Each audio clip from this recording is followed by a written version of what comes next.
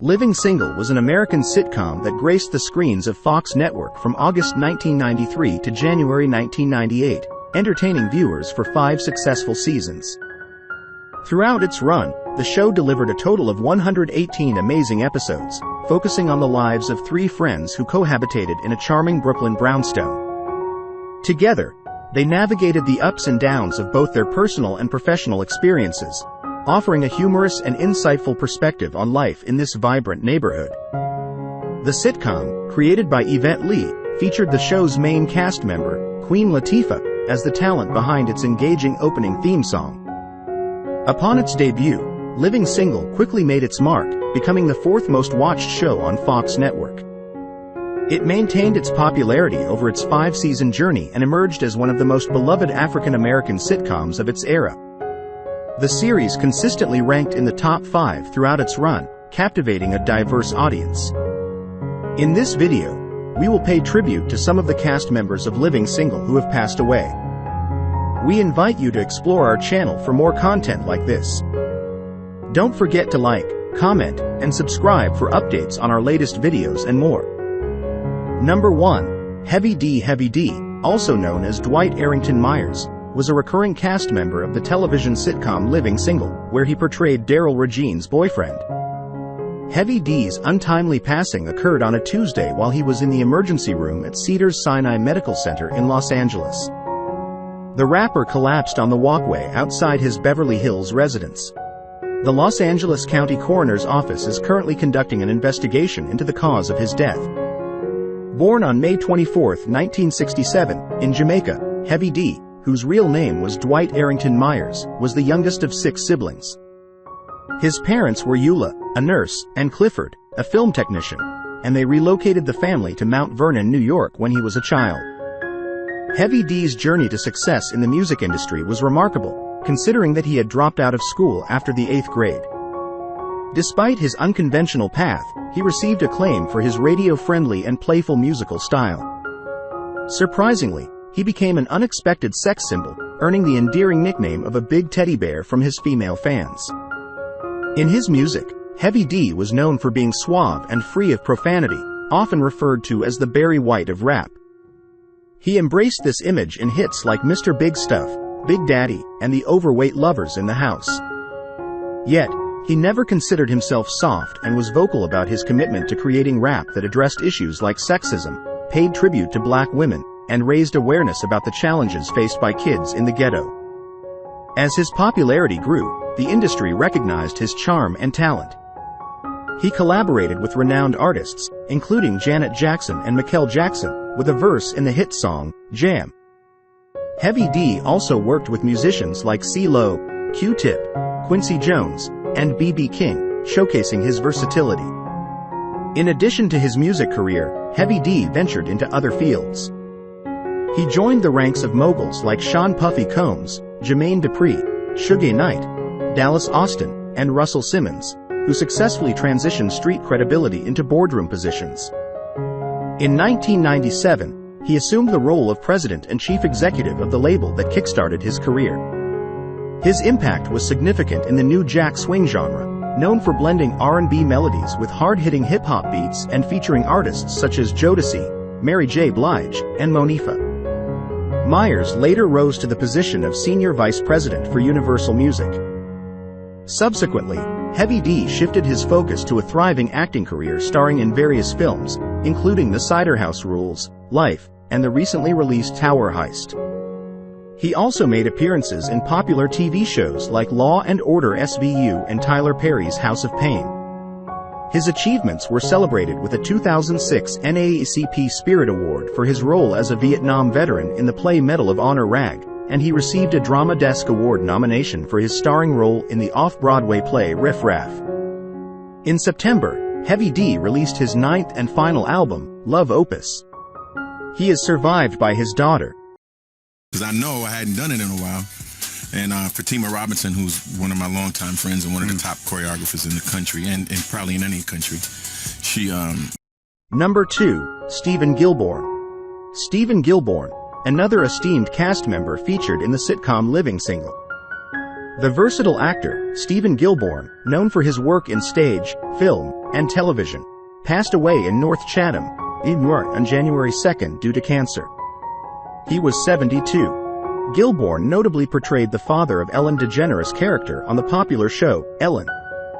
His contributions to the small screen extended to playing the math teacher on The Wonder Years and participating in various TV series such as Damages, The Bernie Mac Show, NYPD Blue, Buffy the Vampire Slayer, The West Wing, The Practice, L.A. Law, Columbo, and Law and Order. In the world of cinema, his credits include appearances in films like Nurse Betty, Dr. Dolittle, The Brady Bunch Movie, and The Late Shift. Additionally, Gilmour remained actively engaged with the Interact Theater Company in Los Angeles for many years. Born in New Rochelle, New York, Gilmour completed his studies at Swarthmore College and went on to earn a Ph.D. in Dramatic Literature and Humanities from Stanford. During the 1960s, he dedicated his time to teaching at UC Berkeley, MIT, and Columbia. However, in 1970, he made the transition from academia to the world of acting. Known for his distinctive deep voice, Gilmour portrayed a wide array of British and American characters. His stage repertoire included notable roles such as Prospero in The Tempest and Benedict in Much Ado About Nothing at the Folger Theater in Washington, D.C. Among his other stage appearances were in Wendy Wasserstein's Isn't It Romantic at Playwrights Horizons in New York City, Awake and Sing at the McCarter Theater in Princeton, and productions at Harvard's Loeb Theater. He also graced the stage in plays like The Time of Your Life, Another Part of the Forest, Tally's Folly, and The Cocktail Hour. Stephen Gilmour is survived by his wife of 42 years, photographer Karen Halverson, as well as 2 daughters and 4 grandchildren. A memorial honoring his life and contributions will take place at the Spencertown Academy in Spencertown, Illinois on February 7th. Number 3. Eartha Kitt. Eartha Kitt, another esteemed member of the cast in the sitcom Living Single. Eartha Kitt, renowned for her captivating presence and multifaceted talents across Broadway, recording studios, and the big and small screens, passed away on Thursday. At the age of 81, she resided in Connecticut. The cause of her passing was attributed to colon cancer, as confirmed by her long-serving publicist, Andrew E. Friedman. Ms. Kitt embarked on her artistic journey as a dancer in New York during the late 1940s and subsequently achieved success and recognition in diverse artistic domains. Her versatility and prowess preceded the rise of other entertainment polymaths such as Julie Andrews, Barbra Streisand, and Bette Midler. With her voluptuous allure and fearless, alluring vocal expressions, Eartha Kitt stood as one of the earliest African-American sex symbols, alongside the likes of Lena Horne. In the early 1950s, Orson Welles famously declared her the most exciting woman alive, an accolade he awarded after an onstage incident during a performance of Time Runs, an adaptation of Faust, in which Ms. Kitt portrayed Helen of Troy, and Welles decided to bite her. Embracing her lifelong persona, that of a sophisticated bon vivant who had seen it all, Ms. Kitt made her mark in Parisian cabarets in her early 20s, captivating audiences with signature songs like C'est Bon and Love for Sale. Upon returning to New York, she made her Broadway debut in New Faces of 1952, further enhancing her vocal repertoire with the enchanting monotonous Traffic Has Been Known to Stop for Me, Prices Even Rise and Fall for Me, Harry S. Truman Plays Bob for Me, Monotonous, Monotone Ooze. Brooks Atkinson lauded her in the New York Times in May 1952, stating, "Eartha Kitt not only looks incendiary, but she can make a song burst into flame." Shortly after her Broadway success, Ms. Kitt released her first chart-topping albums and recorded her iconic hit, Santa Baby. Her distinct enunciation and slightly exotic inflections in the song, which she performed with her command of 4 languages and a repertoire of 7, demonstrated that vocal sensuality could be as compelling as a blazing fire. While her record sales waned in the wake of the ascendancy of rhythm and blues and rock and roll in the mid and late 50s, her sultry singing style served as a model for other artists with seductive vocal tones, including Diana Ross, who acknowledged patterning much of the Supremes' sound and look after Ms. Kitt, Janet Jackson, and Madonna, who released a cover version of Santa Baby in 1987. Ms. Kitt often referred to herself as the original Material Girl, a nod not just to her stage persona and Madonna, but also to her series of high-profile romances with affluent or famous individuals, including Orson Welles, cosmetics magnate Charles Revson, and banking heir John Barry Ryan III. She was married once to her husband, Bill McDonald, a real estate developer, from 1960 to 1965. Her daughter, Kit Shapiro, survives her, along with 2 grandchildren. Enough artists to be able to hold an audience in the palm of their hand for an hour. And he said, the ones that I find, he said 6 out of 10 are black. Number 4. Thomas Michael Ford. Thomas Michael Ford, renowned for his role as Tommy on the iconic 90s sitcom Martin, passed away in an Atlanta hospital at the age of 52. His death was attributed to a ruptured abdominal aneurysm, leaving a profound impact on his fans and the entertainment industry. Thomas Michael Ford was a vital part of the influential Martin cast, which included Martin Lawrence, Tisha Campbell Martin, Tashina Arnold, and Carl Anthony Payne II. Their on-screen chemistry continues to resonate with audiences nearly 2 decades after the show's conclusion. News of Ford's untimely passing resonated deeply, further compounded by the recent loss of actor Bill Nunn, celebrated for his role as Radio Raheem in Spike Lee's 1989 classic Do the Right Thing. Ford, known for his exceptional character acting, was more than just the beloved and wittily comical Tommy. Beyond his acting career, Thomas Michael Ford was a motivational speaker and published author, dedicating much of his time to assisting at-risk youth. His extensive acting portfolio included memorable roles, such as Tommy Smalls in 1989's Harlem Nights, the humorous antagonist Mink in 1992's Class Act, and appearances in New York Undercover and The Parkers. He also ventured into the animated realm with Disney's The Proud Family. Nevertheless, he will forever be cherished for his portrayal of Tommy Strawn, Martin's endearing and jobless best friend, even though fans discovered in recent years that he wasn't unemployed after all. In the context of Martin's dynamic and entertaining ensemble, Tommy played the role of the wise, suave, and hilariously absurd character who held the group together. Ford's passing brings to mind the departure of James Avery, best known as Uncle Phil from The Fresh Prince of Bel-Air, in 2013. While not the central character, Avery's contribution was iconic and irreplaceable. Similarly, like Uncle Phil and Radio Raheem, Thomas Ford's absence leaves a void that will be felt eternally. Although TV marathons may not be quite the same, the most fitting tribute to the man who brought us so much joy is to continue laughing, even in the face of pain. The show left us with countless unforgettable moments, and we shall remember him with laughter. Rest in comic peace, Tommy. One recurring theme in Martin was Martin's paranoia, which often led to comedic situations. Tommy, the voice of reason, attempted to steer Martin away from his wild ideas, though it seldom succeeded since Martin followed his instincts. However, this clash between the 2 characters was immensely entertaining. Whether it was Tommy explaining that Martin couldn't afford the Hoshitoshi 2000 big screen TV or dispelling Martin's irrational beliefs that Gina was trying to kill him for insurance money or cheating on him, Tommy's humorous attempts to persuade Martin he was mistaken were a defining element of the show's humor. This dynamic trio of Martin, Tommy, and Cole created a lasting legacy in the world of television comedy. And I need you to know that. On my way over here every day, my kids live in Miami, my son and my daughter. My daughter calls today, she says, "Daddy," and we're going over school. Number 5. Ron ONeal. Ron ONeal, another cast member featured in the sitcom Living Single. Ron ONeal, who passed away at the age of 66 due to pancreatic cancer, dedicated most of his professional life to escaping the shadow of his iconic portrayal as young blued Priest, the formidable cocaine kingpin in the 1972 film Superfly. This role made him an instant sensation, particularly among the urban black cinema audience. Playing the ultra-hip, ultra-violent drug dealer who sported long hair, tight white suits, and cruised in a customized Cadillac, ONeal left an indelible mark on the blaxploitation film movement, which challenged traditional Hollywood depictions of African Americans. For many black moviegoers, these films represented a refreshing departure from the common portrayals of their community as servants, saints, or societal problems. Blaxploitation movies, pioneered by actors like ONeal and peers such as Richard Roundtree, Jim Brown, Pam Grier, Fred Williamson, and Richard Pryor, laid the groundwork for the careers of future stars like Eddie Murphy, Danny Glover, Martin Lawrence, and Halle Berry.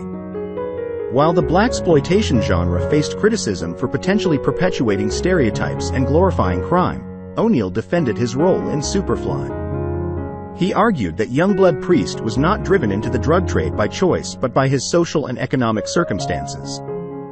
Youngblood Priest's character, he claimed, genuinely desired to leave the criminal life behind after one final significant score. In an attempt to address some of the criticisms directed at Superfly, ONeal took on the role of director and star in the sequel, Superfly TNT, 1973. This time, Youngblood Priest's adventures unfolded in a small African nation where he fought for a noble cause. However, the sequel failed to capture the essence that had made its predecessor so compelling, leading to a disappointing box office performance. ONeal's career faced challenges in transitioning from blaxploitation films to mainstream cinema after the 1970s. He expressed his struggles, saying, "Outside New York, people assumed I really was a hustler. Superfly took me from relative obscurity, but I haven't been offered that many roles since," during an interview in 1979. And like this happened, say on Friday, on Tuesday, they came up with Sidney Poitier. You know, dear friend and marvelous actor. Number 6, Isabella Sanford. Isabella Sanford is another notable cast member of the sitcom Living Single. Ms. Sanford, recognized for her distinctive husky voice and her character's memorable dismissive attitude, particularly towards her on-screen husband, George, left a lasting mark on popular television through her roles in All in the Family and its spin-off, The Jeffersons. However, her acting career extended beyond the small screen, as she also graced plays and musicals during her lifetime. Her most iconic portrayal was as Wheezy Jefferson, a character who has garnered a fresh following in the form of Cable TV reruns of Norman Lear's classic sitcom. She was paired with Sherman Hemsley, who played her chafing and opinionated husband on the series. During the 1990s, Ms. Sanford and her fellow original cast members embarked on a national tour featuring live renditions of half-hour episodes from The Jeffersons. While the tour was met with enthusiastic applause from fans, some critics felt it offered recycled content. Notably, the Internet Broadway database lists an Isabella Sanford as part of the cast of James Baldwin's play The Amen Corner in 1965. Toward the later stages of her career, Ms. Sanford graced a Los Angeles production of the comic musical, Ruthless. Although brief biographies suggest that she spent 3 decades in theater before transitioning into a television actress, specific details were not immediately available. This native New Yorker achieved a historic milestone by becoming the first black woman to win an Emmy Award for Best Actress in a Comedy Series in 1981. The Jeffersons, 1975 to 1985, narrated the story of a black family from Queens who ascended to the affluent, predominantly white East Side of Manhattan, epitomizing the American dream. Isabella Sanford also appeared as Tilly, the maid in the renowned Katharine Hepburn Spencer Tracy film, Guess Who's Coming to Dinner? She is survived by a daughter, 2 sons, 7 grandsons, and 6 great-grandchildren, as reported by Wire sources. Marla Gibbs, Florence the maid. Oh yeah, she was funny. She was very comical.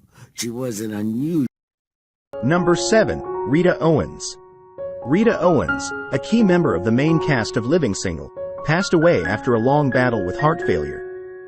Queen Latifah shared the sad news of her mother's passing in a statement to People, where she described Rita Owens, who was 69, as the love of her life.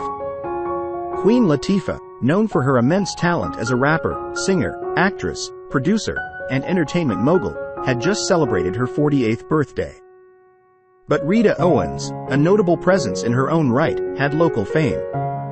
She portrayed Rita James, the mother of Khadijah James, Queen Latifah's character on the 90s sitcom Living Single. Additionally, Owens played Aunt Nettie in 2 films produced by Queen Latifah, The Cookout, 2004, and TV's The Cookout 2, 2011. Rita Owens lived in Wayne, New Jersey, and had a career as an art teacher at Irvington High School, the same school that her daughter Latifah attended. It was at this high school where Latifah, a future Oscar nominee, formed the rap group Ladies Fresh, which eventually won a school talent contest, setting her on the path to success in hip-hop and beyond.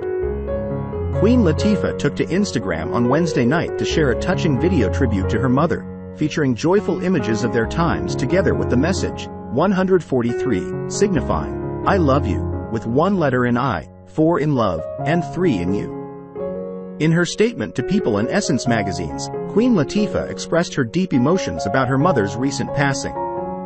It is with a heavy heart that I share the news my mother, Rita Owens, passed away today. Anyone that has ever met her knows what a bright light she was on this earth. She was gentle but strong, sweet but sassy, worldly but pragmatic, a woman of great faith and certainly the love of my life. She had struggled with a heart condition for many years, and her battle is now over. I am heartbroken, but know she is at peace. Thank you for your kindness, support, and respect for our privacy at this time. Much love, Dana Owens, aka Queen Latifah, forever Rita Owens' daughter. Rita Owens, born Rita Bray, married Newark police officer Lancelot Owens in 1965 when she was 16. Queen Latifah, born in 1970, grew up in Newark and East Orange, New Jersey. Her parents separated when she was 8 years old and later divorced. As Queen Latifah achieved success across multiple fields in Hollywood, she credited her mother as an essential pillar of support. The elder Owens co-founded Flavor Unit Entertainment, a management and entertainment company established by Queen Latifah and her friend Shakim Kampier in Jersey City when the rapper and actress was in her early 20s. Rita Owens was also a member of NJPAC's Jubilation Choir and a former co-owner of Mango's, a Caribbean and soul food restaurant in Hackensack.